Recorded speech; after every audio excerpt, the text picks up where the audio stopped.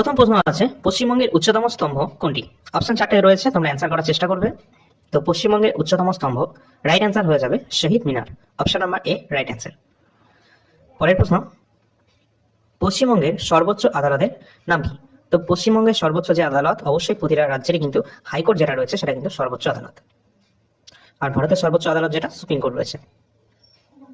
এখানে রয়েছে কলকাতা হাইকোর্ট, এটি কবে প্রতিষ্ঠিত হয়েছে? অবশ্যই কলকাতা হাইকোর্ট কবে প্রতিষ্ঠা করা হয়েছিল ইম্পর্টেন্ট রয়েছে।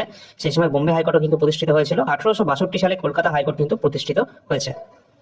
এটা কিন্তু সব থেকে প্রাচীনতম হাইকোর্টের মধ্যে পড়ছে। পরের প্রশ্ন আছে, পশ্চিমবঙ্গের প্রথম মুখ্যমন্ত্রী কে ছিলেন? পশ্চিমবঙ্গের প্রথম মুখ্যমন্ত্রী কে ছিলেন? আমাদের রাইট অ্যান্সার হয়ে যাবে অবশ্যই এক্ষেত্রে Prafulla Chandra Ghosh. Option number D, তিনি কিন্তু পশ্চিমবঙ্গের প্রথম মুখ্যমন্ত্রী ছিলেন।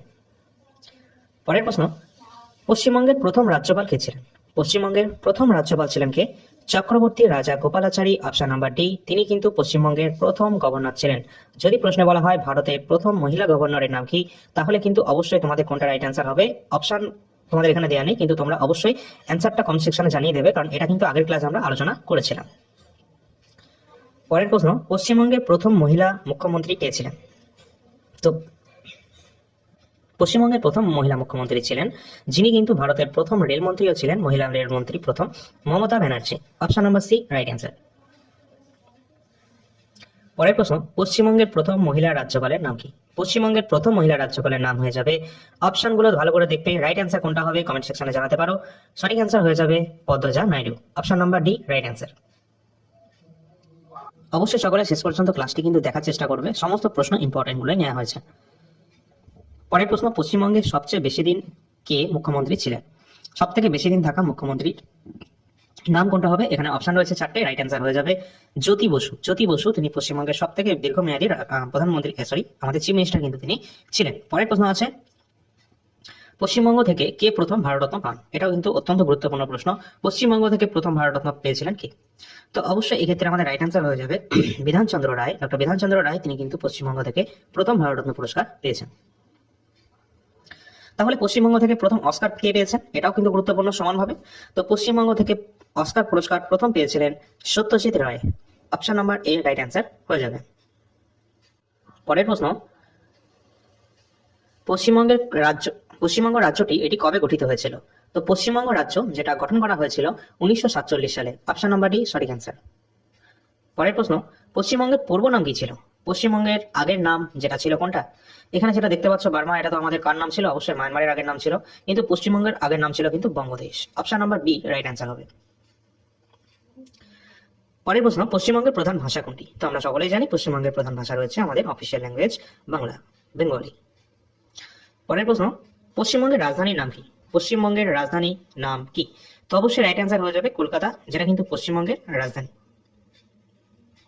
পরের প্রশ্ন আছে, পশ্চিমবঙ্গের রাজ্য পশু কোনটি? পশ্চিমবঙ্গের রাজ্য পশুর নাম কি? সঠিক অ্যান্সার হয়ে যাবে মেছো বিড়াল। Option number C right answer. আর এই ধরনের প্রশ্ন হয়তো তোমাদের একদমই ইজি মানে লাগতে পারে, কিন্তু এই ধরনের প্রশ্নই কিন্তু তোমরা গ্রুপ সি গ্রুপ ডিতে কিন্তু আগামী দিনে দেখতে পাবে। পরবর্তী প্রশ্ন আছে, পশ্চিমবঙ্গের রাজ্য পাখির নাম কি? পশ্চিমবঙ্গের রাজ্য পাখির নাম হয়ে যাবে শ্বেতকণ্ঠ যে মাছরাঙা রয়েছে বা সাদা গলা যে মাছরাঙা রয়েছে, সেটি আমাদের রাইট অ্যান্সার হয়ে যাবে। পরবর্তী আছে, পশ্চিমবঙ্গের জাতীয় ফুলের নাম কি? পশ্চিমবঙ্গের জাতীয় ফুল যেটা সঠিক অ্যান্সার হয়ে যাবে শিউলি। অপশন নাম্বার সি শিউলি পশ্চিমবঙ্গের জাতীয় ফুল। পরবর্তী প্রশ্ন আছে, পশ্চিমবঙ্গের জাতীয় ফল কোনটি? পশ্চিমবঙ্গের জাতীয় ফল কোনটা? রাইট অ্যান্সার হবে অপশন 4টে দেওয়া রয়েছে, এক্ষেত্রে আমাদের রাইট অ্যান্সার হয়ে যাবে আম, যেটা রয়েছে যেটা কিন্তু পশ্চিমবঙ্গের জাতীয় ফল। নেক্সট আছে, পশ্চিমবঙ্গের জাতীয় গাছ কোনটি? তো অপশন 4টে দেওয়া রয়েছে, এখানে রাইট অ্যান্সার হয়ে যাবে ছাতিম। অপশন নাম্বার এ ছাতিম রয়েছে পশ্চিমবঙ্গের জাতীয় গাছ।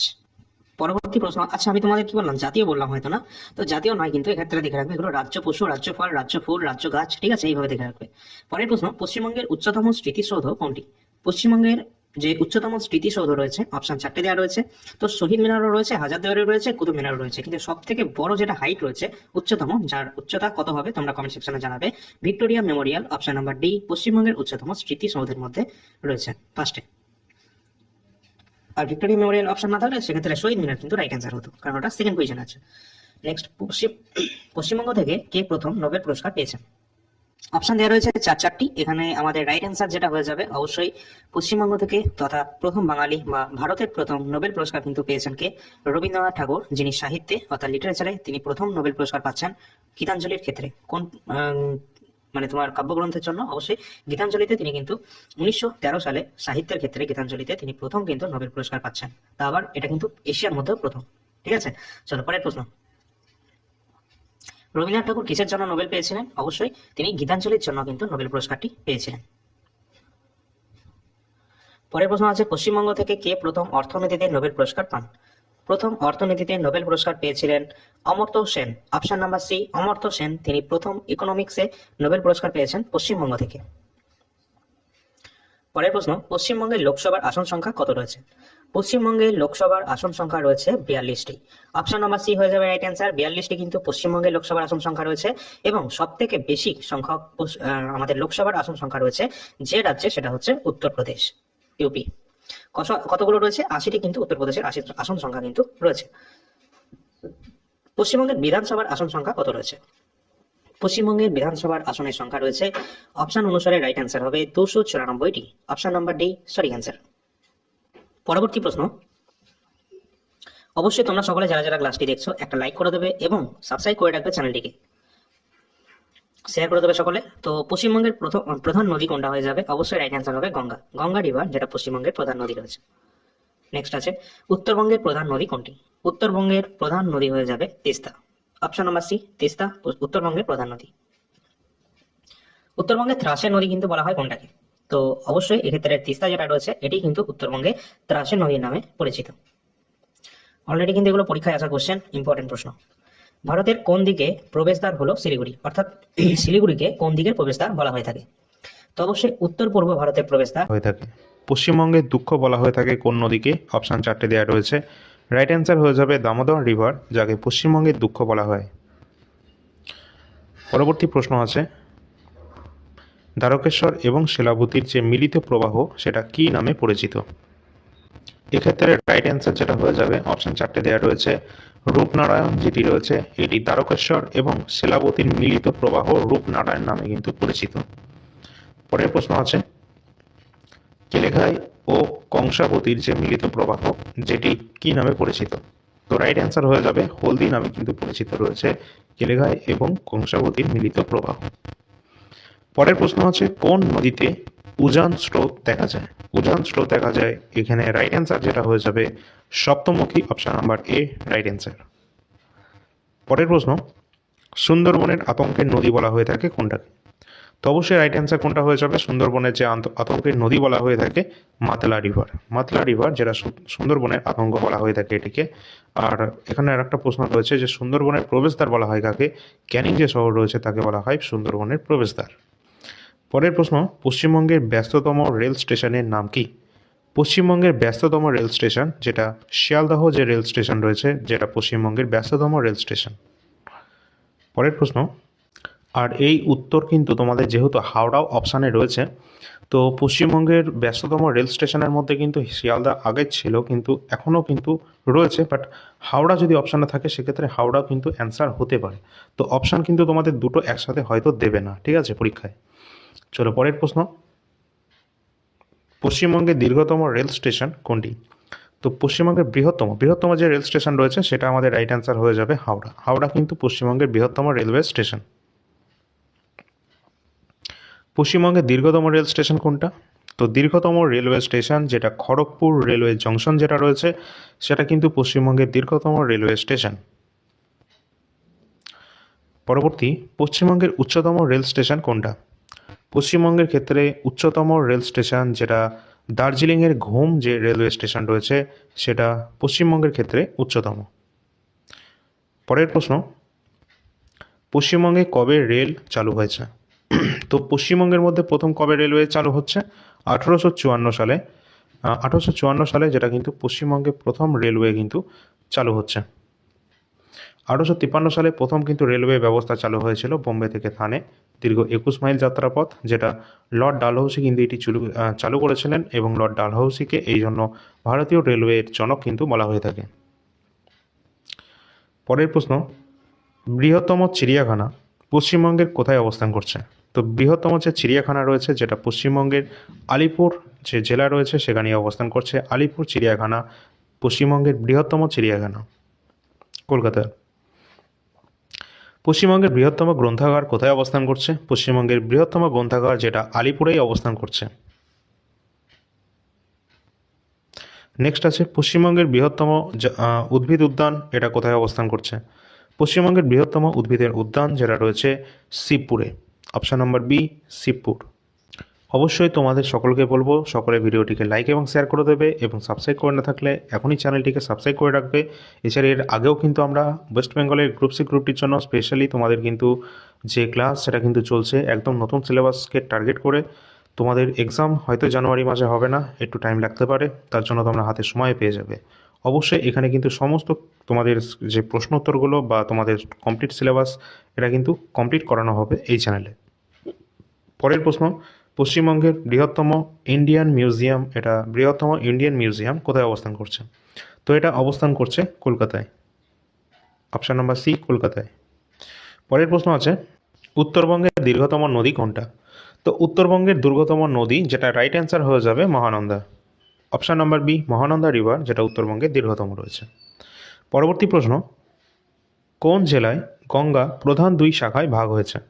গঙ্গা প্রধান দুটো শাখায় ভাগ হয়ে গেছে, যেটা পশ্চিমবঙ্গের মুর্শিদাবাদ জেলায় গঙ্গা দুটো ভাগে ভাগ হয়েছে। পরের প্রশ্ন, পশ্চিমবঙ্গের মানুষের প্রধান খাদ্যশস্য কোনটি? তো অবশ্যই পশ্চিমবঙ্গের মানুষের সব থেকে প্রধান যে খাদ্যশস্য রয়েছে যেটা ধান। পরবর্তী প্রশ্ন, পশ্চিমবঙ্গে ধানের গোলা বলা হয়ে থাকে কোন জেলাকে? অবশ্যই রাইট অ্যান্সার হয়ে যাবে পূর্ব বর্ধমান ডিস্ট্রিক্ট, যেটাকে পশ্চিমবঙ্গে ধানের গোলা বলা হয়। এখানে সবথেকে বেশি ধান উৎপাদন হয়ে থাকে। পরের প্রশ্ন, পশ্চিমবঙ্গের কোন জেলা ধান উৎপাদনে প্রথম? তো ধান উৎপাদনে প্রথম রয়েছে কে? অবশ্যই বর্ধমান। পরের প্রশ্ন, পশ্চিমবঙ্গে কোন ধানের চাষ সবথেকে বেশি পরিমাণে হয়ে থাকে? তো পশ্চিমবঙ্গে যে ধানের চাষটা সবথেকে বেশি হয় সেটা হচ্ছে আমন ধান। অপশান নাম্বার সি, আমন ধান। ছিটমহল বা 3 বিঘা করিডোর এটা কোথায় অবস্থান করছে?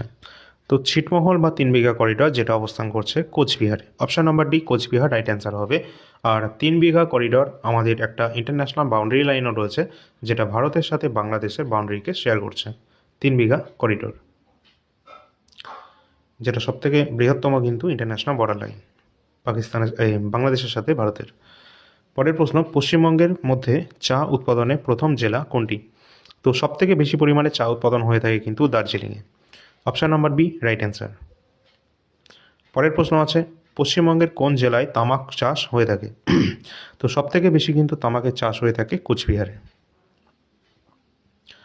পরবর্তী প্রশ্ন আছে পশ্চিমবঙ্গে প্রাপ্ত সর্বাধিক খনিজ সম্পদ কোনটি? সবথেকে বেশি পরিমাণে খনিজ সম্পদ পাওয়া যায় সেটা হচ্ছে কয়লা। আর কয়লা কিন্তু তোমাদের 3 ধরনের কয়লা হয়ে থাকে, যেটা হচ্ছে পিট, লিগনাইট, 4 ধরনের হয়। পিট, লিগনাইট, বিটুমিনাস এবং অ্যান্থ্রাসাইট। এই অ্যান্থ্রাসাইট কয়লা হচ্ছে সবথেকে উন্নত মানের কয়লা, যেখানে কার্বনের পরিমাণ থাকে প্রায় 90%-এর উপর। এবং এখানে আমাদের ভারতে যেটা সবথেকে বেশি পাওয়া যায় সেটা হচ্ছে বিটুমিনাস টাইপের যে কয়লাটা রয়েছে সেটা কিন্তু আমাদের ভারতে সবথেকে বেশি পাওয়া যায়, যার কার্বনের পরিমাণ 80%-এর কাছাকাছি। আর এটা কিন্তু আমাদের দেখতে হবে যে সবথেকে বেশি আমাদের কয়লা পরিমাণ যেটা পাওয়া যায় সেটা হচ্ছে দামোদর উপত্যকা অঞ্চলে। এটাও কিন্তু পরীক্ষায় অলরেডি চলে এসেছে। পরবর্তী প্রশ্ন, পশ্চিমবঙ্গে প্রাপ্ত সর্বাধিক উন্নত মানের কয়লা কোনটি? তো এক্ষেত্রে রাইট অ্যান্সার হয়ে যাবে, যেহেতু অ্যান্থ্রাসাইট সবথেকে উন্নত মানের কয়লা কিন্তু আমাদের পশ্চিমবঙ্গে পাওয়া যায়, সবথেকে উন্নত মানের কয়লা হয়ে যাবে কোনটা? Bituminous. Option number C, bituminous right answer. পরের প্রশ্ন, কোন শিল্পাঞ্চলকে কেন্দ্র করে কেন্দ্রকে ভারতের রুট বলা হয়ে থাকে? তো কোন শিল্পাঞ্চলকে বলা হয়ে থাকে ভারতের রুট? অবশ্যই দুর্গাপুর, যেটি রাইট অ্যান্সার আমাদের হয়ে যাবে অপশান নাম্বার এ। নেক্সট আছে পশ্চিমবঙ্গের আন্তর্জাতিক বিমানবন্দর কোনটি? তো পশ্চিমবঙ্গের যে আন্তর্জাতিক ইন্টারন্যাশনাল এয়ারপোর্ট যেটা রয়েছে নেতাজি সুভাষচন্দ্র বসু ইন্টারন্যাশনাল এয়ারপোর্ট, বা যেটাকে আমরা দমদম এয়ারপোর্ট বলে থাকি কলকাতার, সেটাই কিন্তু আন্তর্জাতিক এয়ারপোর্টের মধ্যে পড়ছে ভারতে। এছাড়া আমাদের দেখতে হবে পরবর্তী প্রশ্ন কি আছে, পশ্চিমবঙ্গের কোন স্থানটি ওয়ার্ল্ড হেরিটেজ স্থান নামে পরিচিত। অবশ্যই সুন্দরবন যেটা রয়েছে, চারটে অপশানের মধ্যে সুন্দরবন কিন্তু আমাদের ইউনেস্কো ওয়ার্ল্ড হেরিটেজ সাইটের তালিকায় রয়েছে।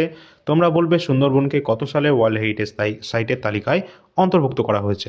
শুধুমাত্র ওয়ার্ল্ড হেরিটেজে নয়, সুন্দরবন কিন্তু আমাদের ইউনেস্কো ওয়ার্ল্ড হেরিটেজ আমাদের রামসার সাইটের মধ্যেও কিন্তু রয়েছে।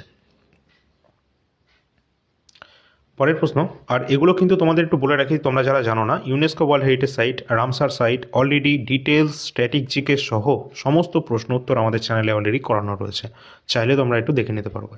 ঠিক আছে, পরের প্রশ্ন, পশ্চিমবঙ্গের কোন জেলায়, আর তোমাদের বলে রাখি এগুলো কিন্তু অলরেডি আমাদের স্ট্যাটিক জিকের যে পিডিএফটা রয়েছে না, সেখানেও কিন্তু সব আমরা দিয়ে রেখেছি। হ্যাঁ, তো তোমরা যদি ওটা নিয়ে নাও তাহলে তোমাদের কোনো কিছু খুঁজতে হবে না। নেক্সট, পশ্চিমবঙ্গের কোন জেলায় বঙ্গোপসাগরকে ছুঁয়েছে, অর্থাৎ কোন জেলাটা যেটা বঙ্গোপসাগরকে স্পর্শ করেছে। তো রাইট অ্যান্সার কিন্তু হয়ে যাবে অবশ্যই পূর্ব মেদিনীপুর ডিস্ট্রিক্ট, যেটা পশ্চিমবঙ্গের জেলা যেটা বঙ্গোপসাগরকে স্পর্শ করছে।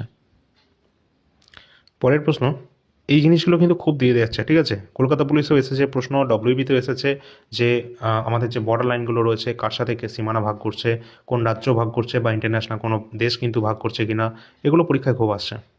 আর যদি তোমাদের এই ধরনের ক্লাস চাই বাউন্ডারি লাইন সম্পর্কে, তাহলে কিন্তু অবশ্যই একটা কমেন্ট সেকশানে কমেন্ট করে রাখতে পারো, তাহলে আমাদের এই ধরনের ক্লাস খুব শীঘ্রই চলে আসবে। পরের প্রশ্ন, পশ্চিমবঙ্গকে নেপাল থেকে পৃথক করছে কে। তো অপশান চারটে রয়েছে, রাইট অ্যান্সার হয়ে যাবে সিঙ্গালীলা শৈলশিরা, যেটা পশ্চিমবঙ্গকে নেপাল থেকে পৃথক করছে।